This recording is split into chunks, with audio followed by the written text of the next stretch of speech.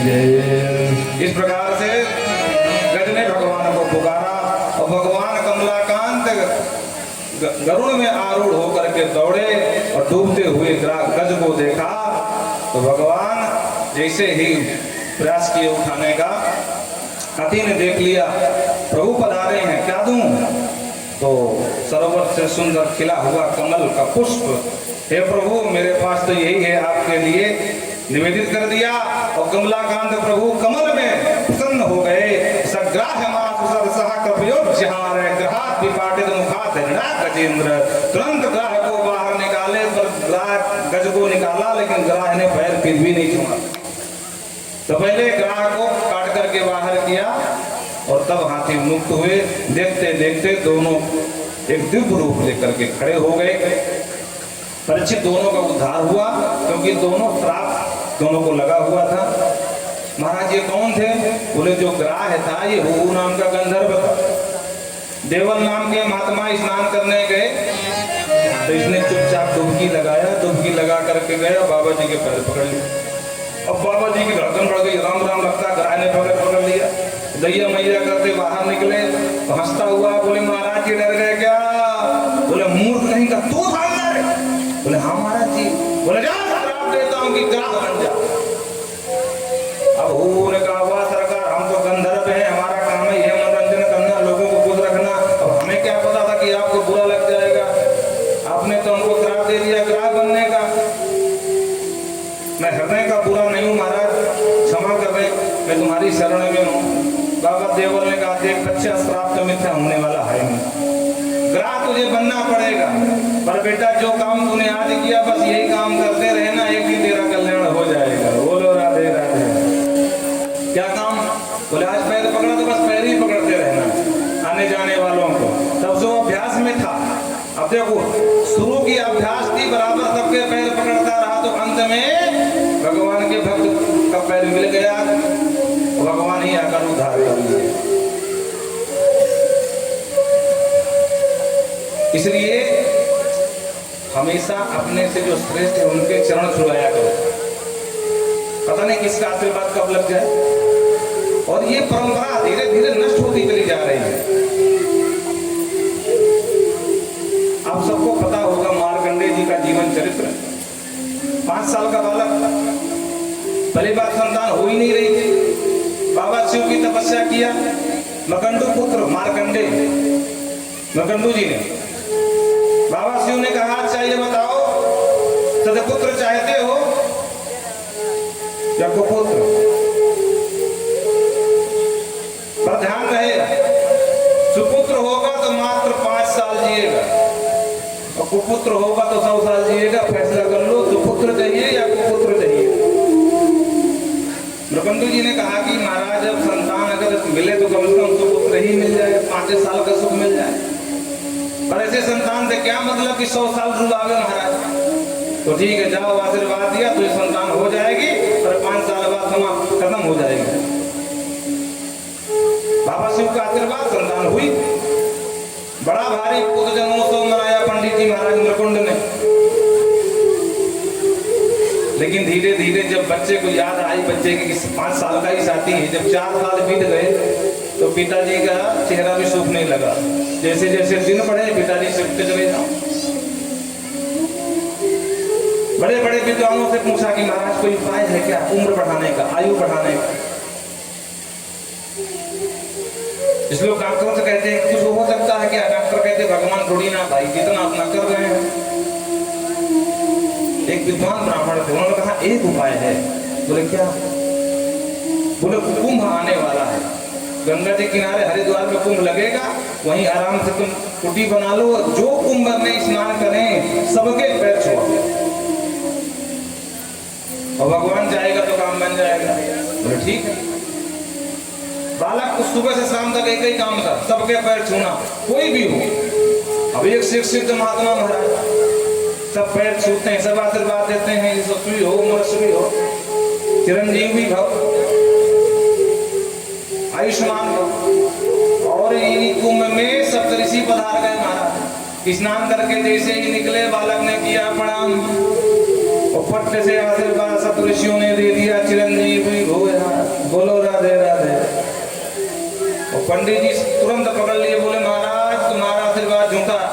क्यों झूठा बोले? बस कुछ दिन बचे हैं, 3 दिन मात्र शेष है इसकी आयु के।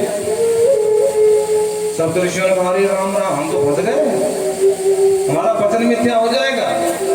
रावण ने कहा वो तो है ही है, पर कोई बात नहीं, अपना वचन मिथ्या नहीं होने देंगे। एक काम करो, बालक हमको सौंप दो और तुम तो प्रेम से अपने घर को जाओ। ठीक है महाराज, वैसे भी मेरे लिए 3 दिन है, तुम अभी से मान लिया, ले जाओ।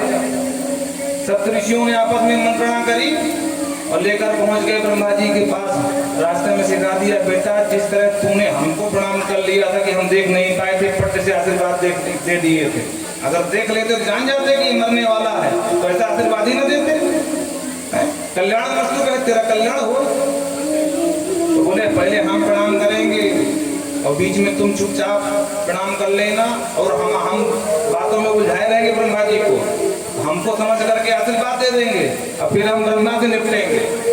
ठीक है, जैसा कहोगे वैसा करूंगा मैं। तो 3 ऋषि आगे आगे, बीच में बालक, और 4 ऋषि पीछे पीछे, और ऐसा उसको बीच में छुपा लिया कि ब्रह्मा जी देखे नहीं पाए। आगे वालों प्रणाम किया, ब्रह्मा जी आशीर्वाद दिए, चिरंजीवी भव आयुष्मान भव, और बीच में चुपचाप बालक को घुसेड़ दिया। बालक ने किया प्रणाम, तो बालक के लिए भी पीठ में हाथ ठोक करके बोले चिरंजीवी भव। सब ऋषि बोले ठीक से ध्यान से देख लो विधाता ब्रह्मा, और जो ब्रह्मा की दृष्टि बोले अरे राम राम ये कौन है? बोले नृकुंडू का बालक है। अरे इसकी तो मृत्यु होने वाली 2 दिन शेष है। बोले हम भी जानते तभी तुम्हारे पास आए हैं। बोले ये क्या समस्या है? ये मेरे ऊपर बला कहां से ले आए? बोले अपनी बला तुम्हारे ऊपर डाले, तुम चाहे जहां डाल दो, हमसे मतलब ना है। अब कम से कम बदनामी होगी तो ब्रह्मा के आशीर्वाद की होगी, सब ऋषियों की नहीं होगी, क्योंकि ब्रह्मा ने भी आशीर्वाद दिया है कि आयुष्मान भव। बोलो राधे राधे। ब्रह्मा जी बोले हम फंस गए भाई। सप्त ऋषि बोले जैसे हम फंसे थे वैसे तुम फंसे हो, उनमें क्या बुराई है? ब्रह्मा बोले भाई ये तो बड़ी बदनामी हो जाएगी कि ब्रह्मा ने जिसको आशीर्वाद दिया वो कैसे मर गया भाई, अब क्या करें? ब्रह्मा जी ने कहा ये बताओ किसके वरदान से पैदा हुआ? बोले भोले बाबा के। बोले बस बन गया काम। बच्चे को सिखा दिया, सुन जिस प्रकार तुमने छुप करके मुझे प्रणाम किया ना, उसी प्रकार पहले हम प्रणाम करेंगे, फिर ऋषि करेंगे, बीच में तुम कर लेना। अब बाबा को बातों में उलझाए रहेंगे, अब बाबा जब तक आशीर्वाद देंगे तब तक चुपचाप नीचे उतर किए रहना। ठीक है। और मात्र 1 दिवस बचा था जीवन का, लेकर पहुंच गए, शिवरात्रि की रात्रि थी। और पहले ब्रह्मा ने किया प्रणाम, अरे आइए आइए विधाता, बहुत दिन बाद आए। बोले हाँ अच्छा ऋषि भी आए हैं, आओ आओ आओ। प्रणाम किए और ब्रह्मा जी बातों में उलझा दिए। बोले बाबा तो ठीक है, हाँ हाँ हाँ विधाता ठीक है। और बालक किया प्रणाम, पट्ट से आशीर्वाद दिए, चिरंजीवी भव। ब्रह्मा जी ताली बजा के हंसे, बोले बला टली बला टली बला टली। शंकर जी बोले क्या मतलब? ध्यान से किसको आशीर्वाद दे रहे हैं? अरे राम राम ये तो मेरे ही वरदान से पैदा हुआ है, अरे इसकी तो आज ही प्रातः काल इसकी मृत्यु होने वाली है। बोले हम भी जानते हैं। तो सब ये क्या है? बोले इनकी बला ये हमारे ऊपर डाले, हमारी बला तुम्हारे ऊपर डाल दिए। अब तुम्हारा ही वरदान है, तुम्हारा ही संहार के देवता भी तुम ही हो, आशीर्वाद भी तुम्हारा, समझ लो। अब शिव जी फंस गए, मेरे ही वरदान से 5 साल की आयु है और मेरे ही मैं आशीर्वाद दे रहा हूँ चिरंजीवी भव। तो कोई एक में से कोई गड़बड़ा रहा है तो मेरी बदनामी हो जाएगी, मैं क्या करूं? भगवान शिव ने उपाय बताया कि देखो आज शिवरात्रि है, मेरा पूजन करो, अब पुत्र घबराना मत यमराज से या उनके दूतों से, तो मेरी सेवा में लगे रहना बस। और भगवान शिव का अभिषेक करने लगे। समय प्रातः काल का आया, बच्चे की आयु समाप्त होने वाली थी। यमराज ने आदेश दिया जाओ उस बालक को पकड़ के लाओ। दूत आए पर बालक रुद्राभिषेक कर रहा था, दूतों की हिम्मत नहीं पड़ी, लौट गए खाली हाथ। सरकार हम नहीं ला सकते, शिवरात्रि है, बाबा की सेवा करा, बाबा कुपित हो गए। तब यमराज ने ऐसे कैसे कुछ हो जाएंगे, संहार के देवता है वो, अपने ही क्षेत्र में थोड़ी विघ्न पैदा करेंगे। चलो मैं जा रहा हूँ। और इस बार यमराज पहुंचे लेकर के अपना कालदंड, बालक को जो पकड़ के पीटने लगे। बालक ने तीव्र गति से पुकारा, देव देव महादेव भूतानां भूत भाव त्राहि नः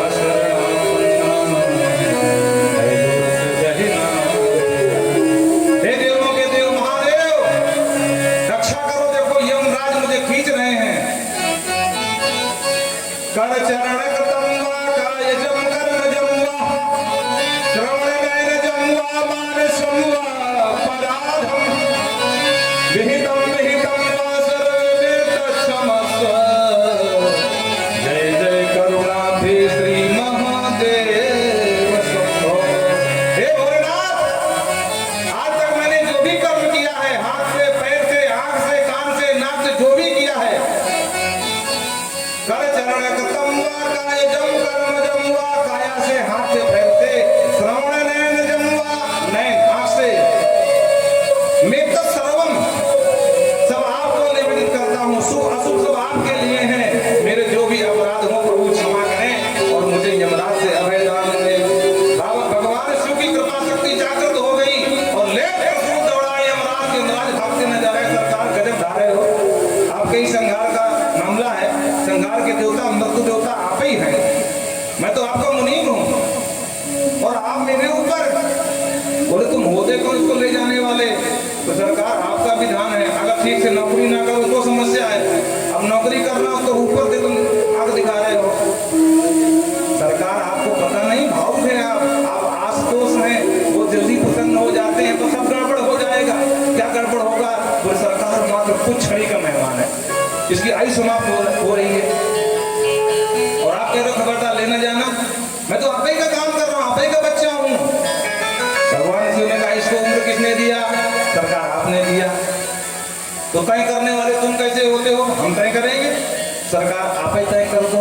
बोले देखो अब इनकी आयु की गणना होगी ब्रह्मा जी की आयु के हिसाब से। बोलो राधे राधे। 5 साल हैं पर ब्रह्मा जी के आयु के बराबर 5 साल। जब चारों युग 1000 बार बीत जाते हैं तब ब्रह्मा जी का एक दिन होता है। अब इस हिसाब से समझ लो कि ब्रह्मा जी के 5 साल कितने बड़े हो गए। तो चिरंजीवी है महाराज नृकुंड वही बालक मार्कंडे नाम से जाना गया। बोल मार्कंडे महाराज की। इस तरह से भगवान ने देवल बाबा ने कहा पैर पकड़कर तुम्हारा कल्याण हो जाएगा और वही आज कल्याण हुआ। और बोले जो ये हाथी था ना, ये इंद्रदुम्न नाम का राजा था। अगस्त बाबा कहीं बैठे थे, ये सवारी से जा रहा था, बाबा को देखा नहीं, प्रणाम किया नहीं, बाबा रुष्ट हो गए। एवं तत्वागतो वस्तु भगवान ने बसाने कहा हे मत वाले हाथी की तरह मस्ती से चला जा रहा है, राजसी स्वभाव के राजा, जा श्राप देता हूं हाथी हो जा। इंदुम ने कहा प्रभु ईश्वर क्षमा करे, मैंने आपको देखा नहीं है इसलिए अज्ञानता पर अपराध हो गया, मेरा कल्याण कैसे होगा? बोले बेटा हाथी बनेगा पर हाथी देह में भी, कुंजर देह में भी तुझे याद बनी रहेगी। अनेक विचार करो, कभी जानवर कोई स्तुति गाता है क्या? नहीं। और हाथी देह में अगस्त बाबा का ये वरदान था कि आज मानव जैसी बुद्धि इसकी बनी रही और अंत में भगवान को पुकारा और मुक्त हो गया। बोल भक्त वत्सल भगवान की जय। आगे वामन चरित्र सुनाया। जब देव माता अदिति परेशान हुई क्योंकि दैत्यों ने जीना हराम कर दिया था देवताओं का। देवन तके मेरे खोहा। एक बार कश्यप जी के पास में आई और बोली क्या मेरे बच्चे इसी प्रकार मारे मारे घूमते रहेंगे? आप तो पिता हो, आप कोई उपाय बताओ। तो कश्यप जी ने कहा देवी एक काम करो, आप अयोव्रत अगर रहें तो उससे आपका ऐसा बालक होगा जो आपके बच्चों का कल्याण कराने वाला होगा। फाल्गुन महीना में शुक्ल पक्ष में परिवा से लेकर के द्वादशी पर्यंत पय आहार के माध्यम से, दूध आहार के माध्यम से रहा जाता है, भगवान की अभ्यर्थना की जाती है। और माँ अदिति ने नियम से व्रत किया। परिणाम ये हुआ कि भगवान वामन पधारे। बोल वामन भगवान की। तम वटुम वामनम दृष्ट्वा मोदमानम हर्षया। ऋषि महाती प्रसन्न हो गए हैं। देवगुरु बृहस्पति ने जनेऊ पहनाया, भूदेवी ने कमंडल कणाहू दे दिया, आकाश ने छाता प्रदान किया, अन्नपूर्णा मैया ने भिक्षा पात्र दे दिया, सरस्वती मैया ने जनेऊ रुद्राक्ष की माला दिया। और गुरु जी ने कहा देखो अब भिक्षा लेके आओ। थोड़ी सी भिक्षा जो यज्ञोपवीत के समय माता जानती जो ब्राह्मण कुल से होता, तो थोड़ी सी भिक्षा लेके पहुंचे, बोले इतने में कुछ नहीं होगा, हम हमको तीनों लोग की संपत्ति चाहिए। तो गुरु जी कहाँ से लाऊं, किससे लाऊं? बोले जाओ, बलि बैठा है, तीनों लोग का राजा बना। तो चटपट करते हुए खड़ा हूं पहने महाराज वामन भगवान पहुंच गए बलि के द्वार। और बलि ने देखा, स्वागतम वो नमस्तुभ्यम ब्रह्मन् किम करवामि ते ब्रह्मर्षिणां तपः साक्षात् मन्ये त्वाम्। वो ब्राह्मण देवता आपका स्वागत हो, मन्ये त्वाम्, मैं तो ये मानता हूं कि साक्षात तप की मूर्ति ही मेरे द्वार पर आ रही है। और प्रभु अत्यहना पितरस्ती, लगता है आज मेरे पिता सब तृप्त हो गए, मेरा ग्रह शुद्ध हो गया। अहो भाग आपके छोटे छोटे चरण मेरे घर में पधारे, मांगो आपको क्या चाहिए। वामन भगवान ने कहा, कोई भिखमंगा ब्राह्मण समझ रखा है क्या? बोलो राधे राधे। अरे हमको कुछ नहीं चाहिए। अरे महाराज बुरा क्यों मानते हो? ब्राह्मण बिना फालतू में बिना मतलब किसी दरवाजे नहीं जाता है। अगर आप यहाँ तक आए हैं तो कुछ तो मन में इच्छा लेके आए होंगे। और बिल्कुल इच्छा नहीं लेके आया हूँ, मैं तेरा नाम सुना था कि बलि बड़ा दानी, एक बार दर्शन कराऊं बस, और मुझे कुछ चाहिए नहीं। बलि ने कहा, वाह प्रभु, ऐसे भी ब्राह्मण होते हैं, धन्य हुआ मैं आपको पाकर। पर आप जैसा संतोषी ब्राह्मण जब तक कुछ लेगा तब तक मेरे मन को शांति नहीं मिलेगी। आपको कुछ तो लेना पड़ेगा, आप कुछ बताओ। भगवान ने कहा, हमको कुछ नहीं लेना, भगवान आन तो। अरे प्रभु कम से कम यहाँ तक आए हो तो कुछ तो ले लो। बलि ने थोड़ा मजाक किया यहाँ पर। ओहो समझ गया, लगता है छोटे से बावन हो तो छोटी बिटिया ना मिल रही होगी तो ब्याह ना भाई महाराज आपका। तो विप्र सुतांतर गए, कहो तो छोटी सी बवनी बिटिया ढूंढ दो, तुम्हारा विवाह करा दूं। भगवान ने कहा, अरे फालतू में ब्याह के चक्कर में काहे हमको डाल रहे हो? ब्याह के लड्डू बड़े खतरनाक होते हैं, जो ना खाए वो पछता है, जो खाए तो पछताए ही पछता है। बोलो राधे राधे। अच्छा महाराज, अगर ब्याह नहीं करना तो काम कांचनम, गौदान लेना हो गौदान ले लो, कंचन सोना लेना हो सोना ले लो, गुणवत धाम भ्रष्टम, महाराज बिल्डिंग बनवा दूं, घर बनवा दूं। बामन भगवान बोले, भाई देख तू पीछे पड़ा है मेरे, जब से मैं आया, कुछ ले लो कुछ ले लो कुछ ले लो, और हम संतोषी ब्राह्मण। लेकिन अगर तेरा मन देने का है तो फिर एक काम करके, जहाँ मैं बैठ के भजन करता हूँ वहीं कोई ना कोई आ जाता है। बाबा आज भजन कर रहा है, कल लेकर के हनुमान जी की मूर्ति रख देगा, परसों कब्जा करके मंदिर बनवा देगा। चलो निकल, उठो यहाँ से। तो भैया अगर तुझे देना हो तो बस जब करने के लिए 3 पग भूमि मेरे पग के हिसाब से नाप के मेरे काम करना। एक छोटा सा चबूतरा बनाऊंगा और उसी में बड़ा अखंड तप करूंगा। बलि ताली बजा के हंसा हुआ, प्रभु बड़े मुश्किल से घंटों मनाते कुछ वो मांगे तो क्या मांगे है? अरे तीनों लोक का राजा हूं, एक बार मांग लो कि पूरा जीवन फिर हाथ फैलाने की आवश्यकता ना पड़े, मेरे पास कोई कमी नहीं है। भगवान अंदर अंदर मुस्कुराए, कोई चिंता मत करो, सभी कुछ मांगने आए, समझ नहीं पा रहे हम कौन है अभी। बोलो राधे राधे। हाँ भगवान ने कहा, देखो भाई हम संतोषी ब्राह्मण हैं, तुम ही हमारे पीछे पड़े थे, अगर तुमको देना है तो 3 पग भूमि का संकल्प करके दो। नहीं। बलि ने कहा क्या संकल्प करे? बोल संकल्प के बिना हम कोई दान नहीं लेते हैं, और बिना संकल्प के दान लेना भी नहीं चाहिए। ओहो महाराज, तो बदनामी कराओगे? तीनों लोग मेरे ऊपर हंसेगा कि 3 पग भूमि का दान दिया तो संकल्प करा के दिया। जैसे आप लोगों ने देखा होगा जब कोरोना काल आया था, तो कोरोना काल के समय कुछ समाज सेवी लोग 1 दर्जन केला लेकर के पहुंच जाते थे, और केला सिर्फ 1 दर्जन है, 4-5 किलो में केला देते हुए कम से कम 20-25 समाज सेवी इकट्ठा होकर के फोटो खिंचा रहे हैं। केला दे रहे हैं 1 दर्जन, 20-25 फोटो खिंचा रहे हैं। ये स्थिति हो जाती कभी कभी। बलि ने कहा कि सरकार चुपचाप ले लो, संकल्प न कराओ, नहीं पूरा सब कुछ जान जाएगा। बोले भाई देखो, बिना संकल्प के हम नहीं लेंगे। शुक्राचार्य जी देखे, बोले ब्राह्मण तो मैंने बहुत देखा, पर इतना संतोषी ब्राह्मण पहले कभी नहीं देखा। और जो आंख बंद करके देखा तो बामन के पीछे पूरा रहस्य त्रिभुवन वाला समझ में आ गया। बलि ने कहा सरकार ठीक है, चलो संकल्प दिया, आप संकल्प कराओ। तुरंत पट से आंख खोल करके बोले शुक्राचार्य, सावधान बलि, तू जानता है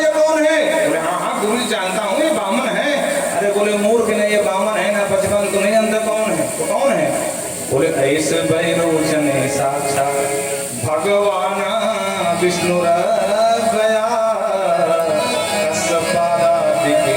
जातो देवानाम कार्य साधका। अरे पागल, ना ये बामन है ना कृपन है, ये देवराज इनका छोटा भैया बामन है और देवताओं का कार्य बनाने के लिए आया है। इसलिए जो है सावधान हो जाए, इससे बोलते मैंने कुछ नहीं दिया। बलि ने कहा सरकार गुरु जी आपने सिखाया है कि एक बार वचन देने के बाद पीछे मत हटना। अगर मैंने इसको कहा है और पीछे हटता हूं तो तीनों लोग मेरा पेट फैल जाएगा। बोले मूर्ख, तब दानम न प्रशंसन्ति, ऐसे दान की कोई प्रशंसा नहीं करता है जिसमें दानी ही रोड में चला जाए सब कुछ लुटा करके। मना कर दे, सब कुछ लूट लेगा। बलि ने कहा सरकार दोनों हाथ में लड्डू हैं, अगर ये बामन होगा 3 पग भूमि नापेगा चलते बनेगा, और अगर बामन नहीं भी है, आप कह रहे हैं विष्णु है, तो दुनिया को देने वाला दाता एक राम भिखारी सारी दुनिया। आज दुनिया को दाता देने वाला मेरे सामने भिखारी बना है। बोलो इससे बड़ा सौभाग्य बलि का क्या हो सकता है। और गुरु जी का मूड खराब हो। गुरु शुक्राचार्य ने कहा पहले तुमको समझाया था कि मेरे हिसाब से काम करना, श्राप देता हूँ धर्म पंडित मान गए, अपने आप को बहुत बड़ा पंडित मानता है। अचिरा प्रसते स्त्रिया, जब श्राप देता हूँ तो स्त्रीहीन हो जा। गुरु जी झल्ला करके निकल लिए।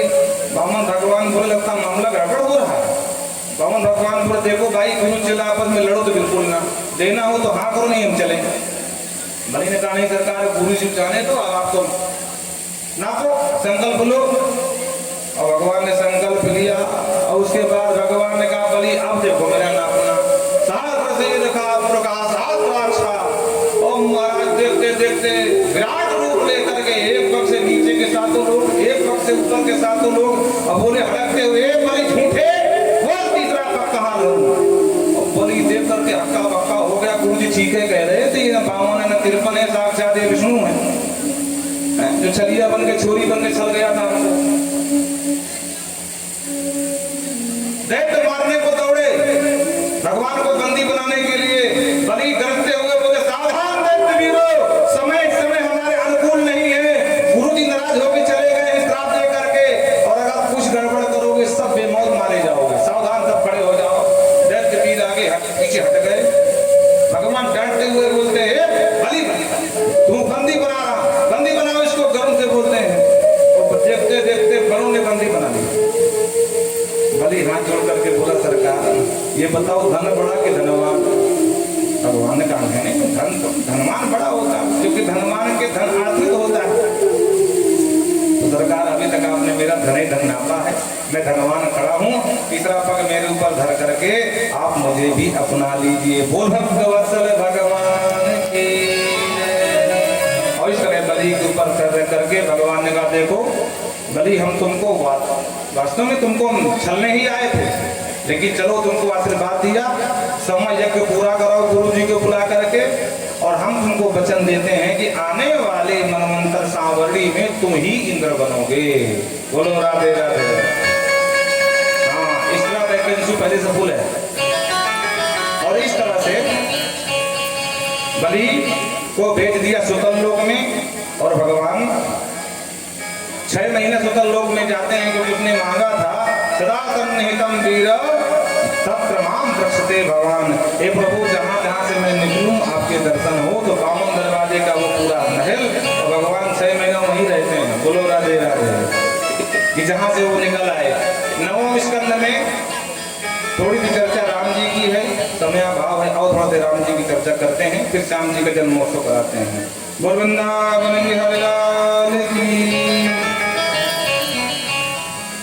और श्री राम शरणं मम, श्री राम शरणं मम, श्री राम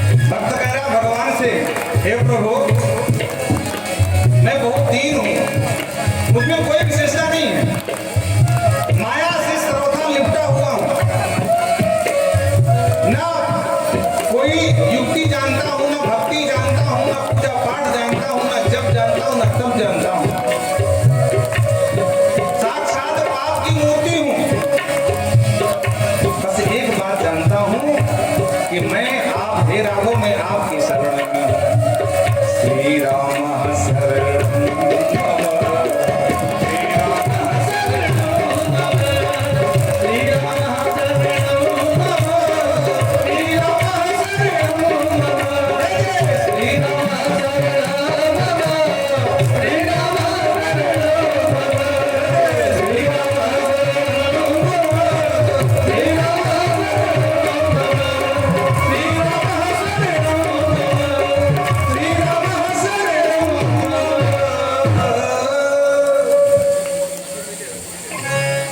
सूक्ष्म रूप से रामचरित सुनाया।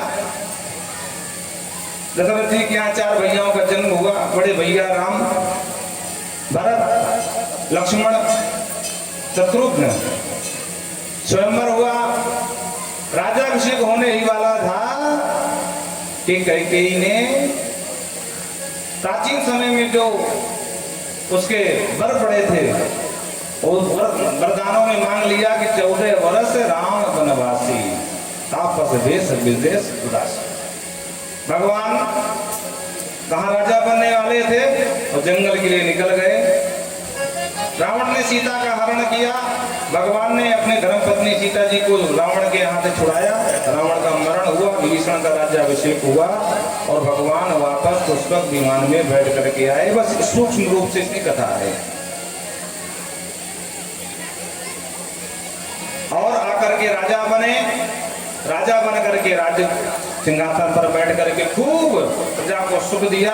आज भी राम जी के राज्य की कल्पना हम आप भी करते हैं। राम राज्य की स्थापना के लिए सब लोग, राम जी के राज्य में कोई दुखी नहीं था। कोल्ड ड्रिंक के आगे कथा तो फीकी पड़ गई हमारी। बोलो राधे राधे। आइए, ये तो हो गया राघव का जन्म। आप चलते हैं माधव के पास। चंद्रसूर वंश में राम जी आए थे दिन के 12 बजे और चंद्रवंश में हमारे श्याम जी आए रात के 12 बजे। बोलो राधे राधे। कंस के महाराज पिता का नाम उग्रसेन, मथुरा के राजा हैं। कंस उनका बेटा है। बाप को ही उठा करके बंदी घर में डाल दिया, मुकुट लगा करके सिंहासन पे बैठ गया। अपनी सौतेली बहन को नाटक करके और बहुत सारा धन दहेज दे करके छोड़ने जा रहा था कि आकाशवाणी हो गई। वो अबुध कंस आज तो जिस बहन को छोड़ने जा रहा है इसी बहन का 8वां लाल बनेगा तेरा काल। और बहन को मारने को दौड़ा। वसुदेव जी ने बचा लिया। एक शर्त पर कि तुम दोनों बंदी बन करके मेरे जेल खाने में रहो जब तक 8 संतान नहीं हो जाएगी। समर्थन दे दिया, दोनों को बंदी बना के डाल दिया। पहला संतान से लेकर के 6वीं संतान तक कंस ने मार दिया। 7वीं संतान के रूप में शेष आए, जो भगवान ने योग माया के माध्यम से रोहिणी के यहाँ पहुंचाए गर्भ में। और 8वें में आ गए हमारे श्याम जी। आइए, अब हम चाहेंगे, गला हमारा सम्मिलित हो गया, आपके माध्यम से स्वागत गीत गाया जाए भगवान का। उसके बाद बधाई भी होंगी, आप सब लोग नाचेंगे भी, कूदेंगे भी। स्वागतम कृष्णा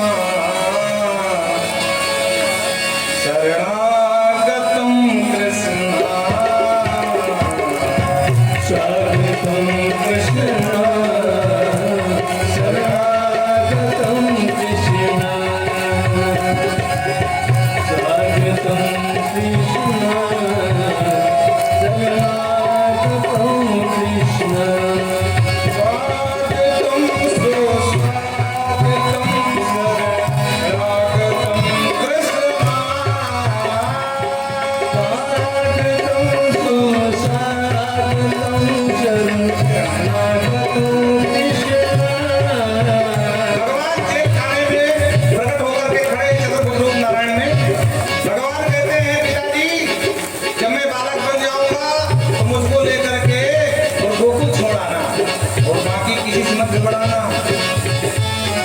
और वहां एक बालिका होगी, उसको लेकर के यहाँ चले जाना, बस इतना ही काम है।